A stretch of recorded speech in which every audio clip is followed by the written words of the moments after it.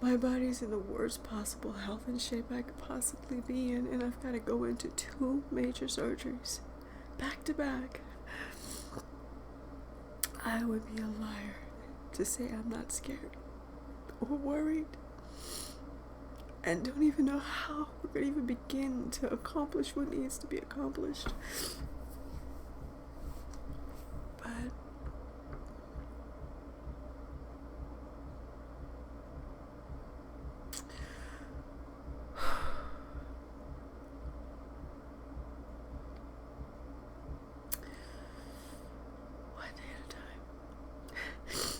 when one day at a time's too much, 1 hour at a time, 1 minute at a time, 1 second at a time, if that's the only way we can get through this.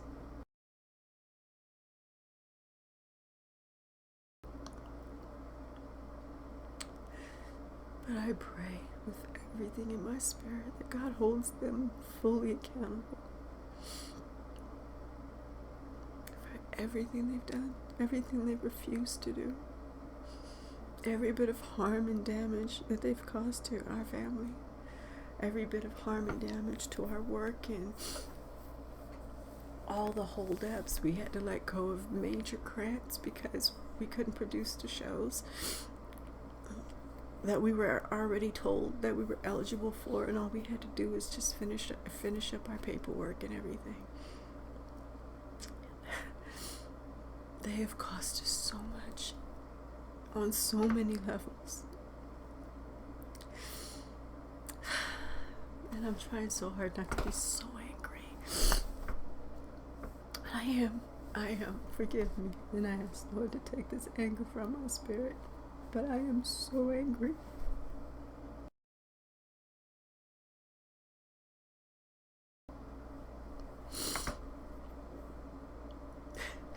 These tears aren't sorrow, they're anger. They're anger. When I think about all the people we could have and should have and would have reached with the programs, just considering the ones that we haven't even been able to continue to be productive, it makes me angry. And I think of my granddaughter being sick and what she still may have to go through medically before she's in the clear. My daughter, my son, myself. The thought of having to go through more surgeries that were unnecessary and would have never been needed if it wasn't for this foolishness going on, it makes me so angry.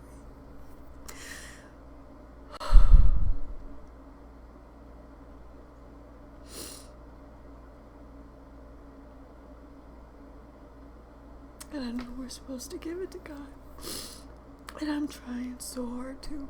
I really am. That's why I haven't been doing the ministry programs or the radio ones, because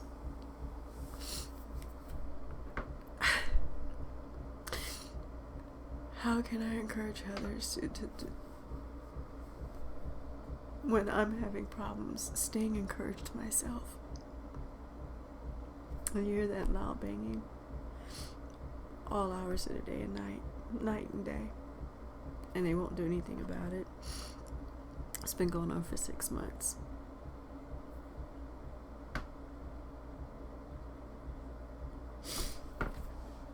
And it gets louder. That's actually pretty mild compared to how loud it usually is. You wouldn't treat an animal the way that our family's been treated. My room's the only room that gets heat. The rest of the apartment is freezing cold. Water drips from the ceilings. Everything, if it's not getting water damage, it's getting covered in mold and destroyed.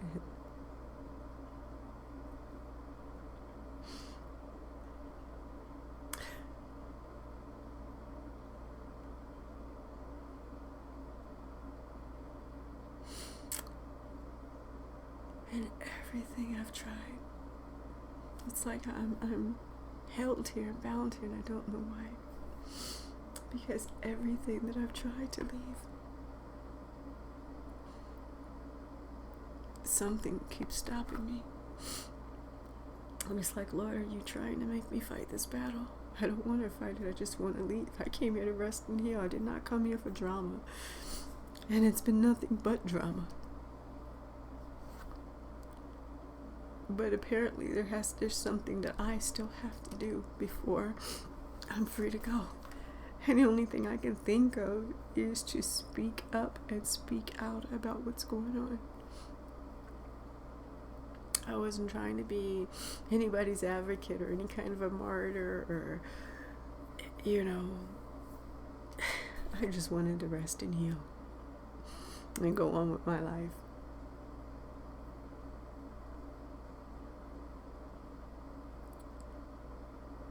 But apparently it's not going to be that way. And apparently this is a war I didn't want, for sure. I've been trying to avoid it every way that I can.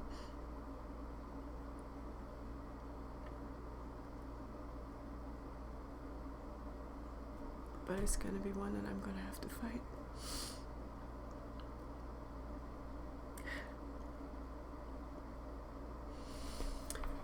So, forgive me, I'm just venting right now because I can't allow my heart to feel what it's feeling.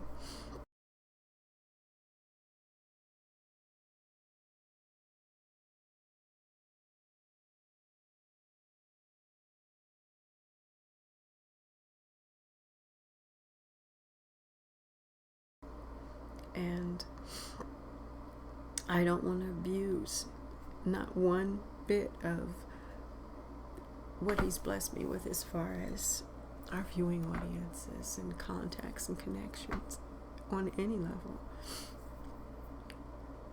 It's a hard tightrope.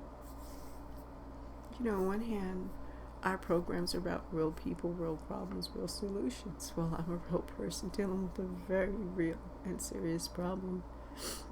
And perhaps the solution is to go public and to bring it to the attention of the public of what's been going on. But to what extent?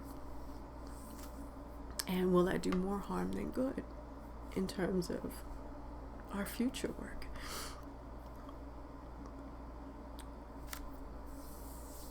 I've been trying my hardest to keep the professional life and the personal stuff completely separate.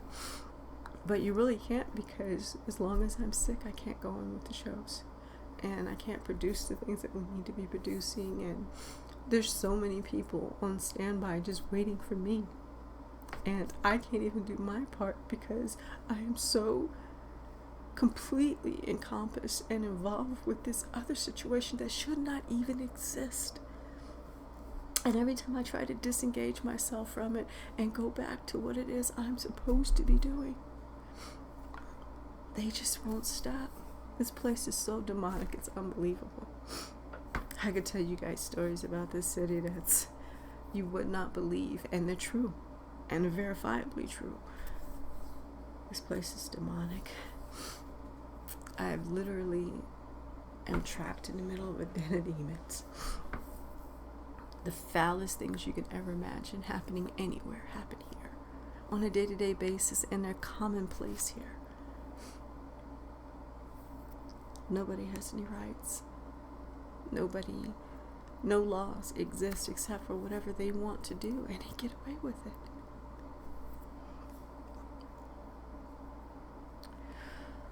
Oh, Lord. I'm sorry, I'm just venting.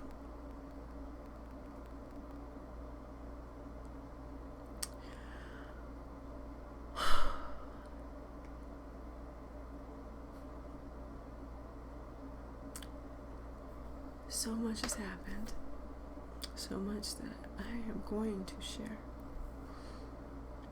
I just would rather be on the other side of it and no longer still dealing with the situations before I do, but it may not be my choice. It may just have to be said and have to be spoken.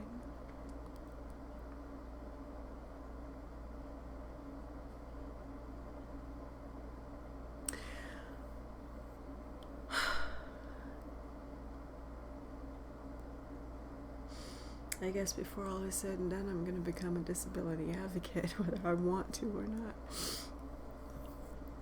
Because so much needs to be said.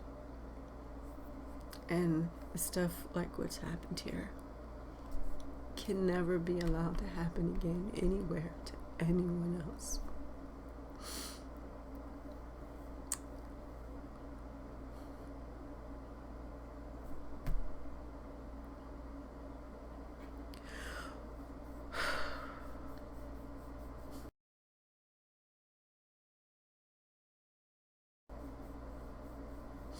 What a world. God, I wasn't joking about critical times hard to deal with.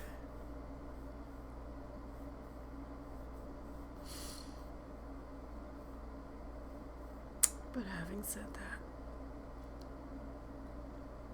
He'll make a way out of no way. He always has.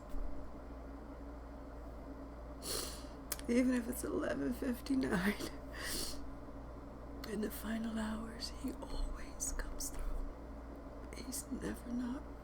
And I can tell you so many stories throughout my life where it was absolutely obvious and clear that it was nobody but His hand.